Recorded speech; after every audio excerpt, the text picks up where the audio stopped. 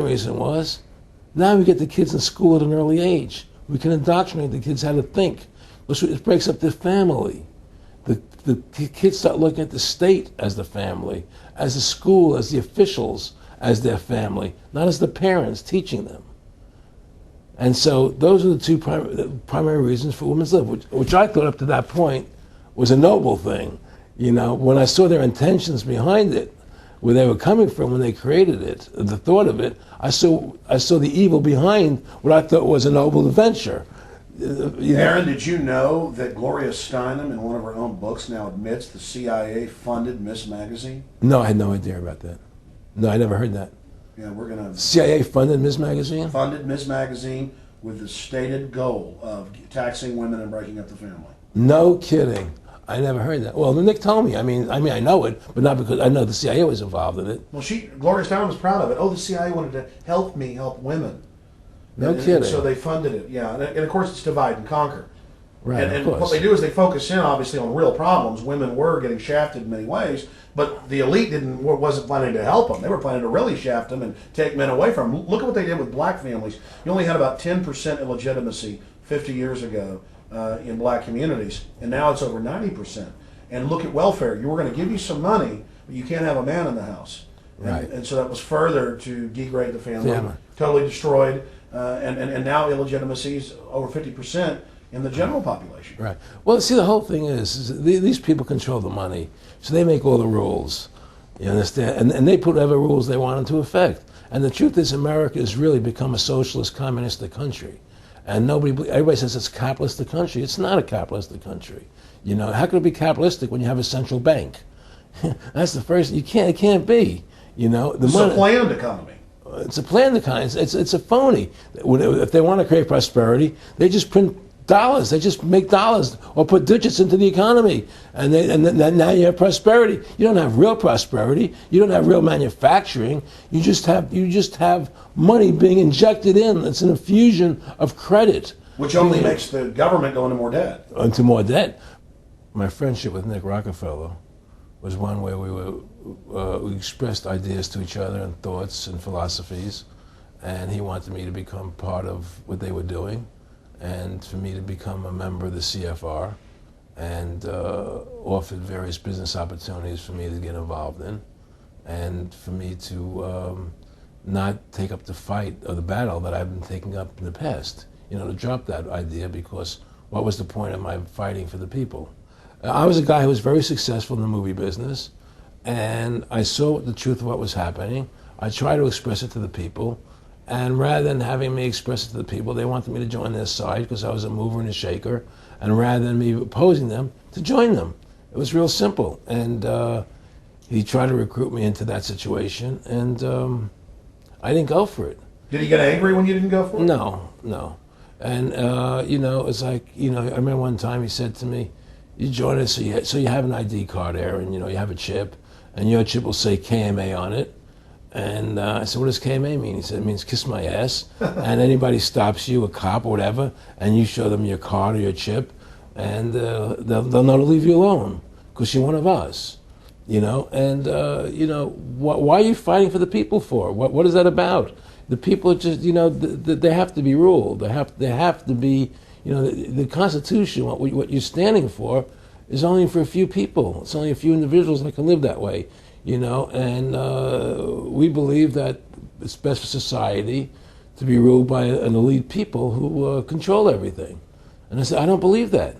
You know, I believe God put me on this earth to be the best person I could be, and put everybody on this earth to be the best they can be, not to be a slave and a sheep to you and these people. And I don't understand why you want to control everything. What is the need for that, you know? And I asked them, do all the people in the Council of Foreign Relations feel the same way you feel? He said, no, a lot of them think they're doing the right thing. They think that socialism is the best way to go. They think that, you know, that they're doing the right thing. But the people at the top, they all know the truth of what's happening. And that's what it is. So it's compartmentalized within the elite structure as well. Of course it is. Of course it is. I mean, all the people that are in the CFR, was that 2,000-3,000 people? I forget what, like Dan Rather. They don't know what's going on. They join the CFR because it's prestigious. They think it's good for business. It's good for this. You know, they don't know what's really happening.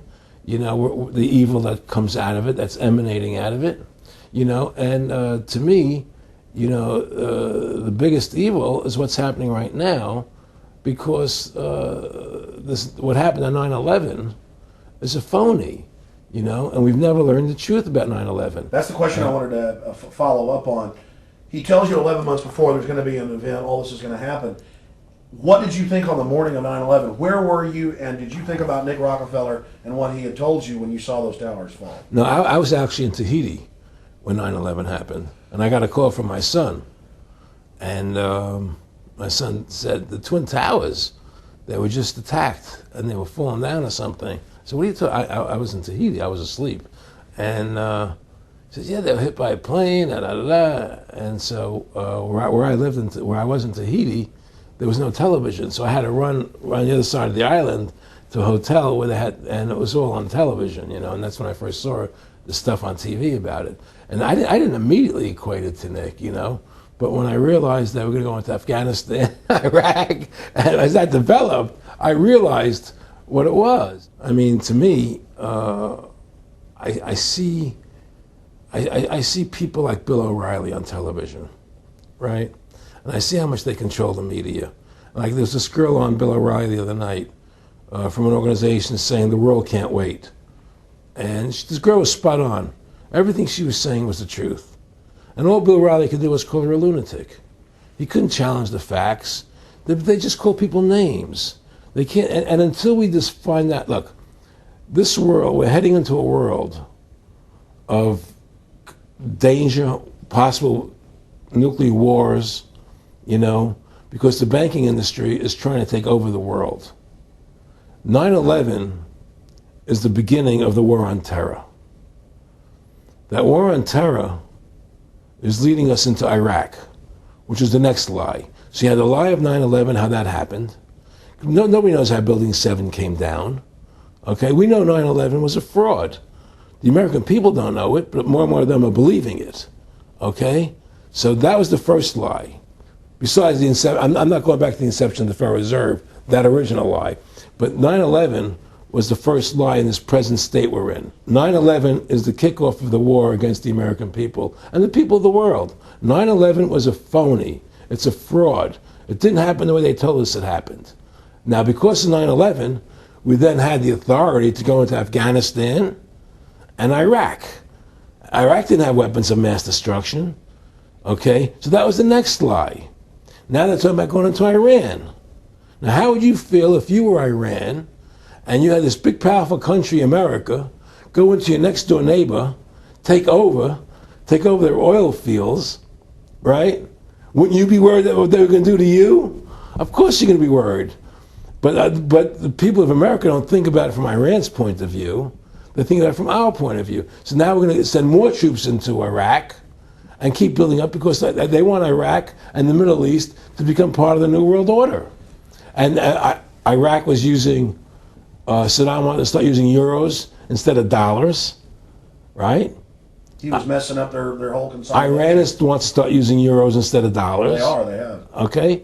So I'm saying what they're trying to do is preserve their power. And one lie leads to the next lie, leads to the next lie. And until you get to the root cause of 9/11, which is supposedly the war on terror, we'll never solve our problems here. Should we send more troops into Iraq? Should we not send more troops into Iraq? Well, the truth is, the fact is, that it all goes back to this war on terror. Where did 9/11 come from? That's the root cause of everything. And until we have a full investigation, find out why Building 7 fell down, why they shipped all the steel out of America so quickly, you know, from the buildings, why all the things that don't make any sense about 9/11, until we find out why it really happened, you know, we'll never understand why there's a war on terror. And we'll never be able to prove that the war on terror is a phony. You know, Nick and I discussed many things. One of the things we discussed, or he brought up in conversation, was reducing world population, and felt that there were too many people in the world. In a way, I agree, there are too many people in the world, but I don't think I have the authority to say who's going to die and who's not going to die, you know. But they felt that they wanted to reduce world population, and he felt that it should be reduced by half. He even mentioned to me once they were having a real problem trying to solve the Israel-Palestinian problem. and he talked to me once about they were playing with the idea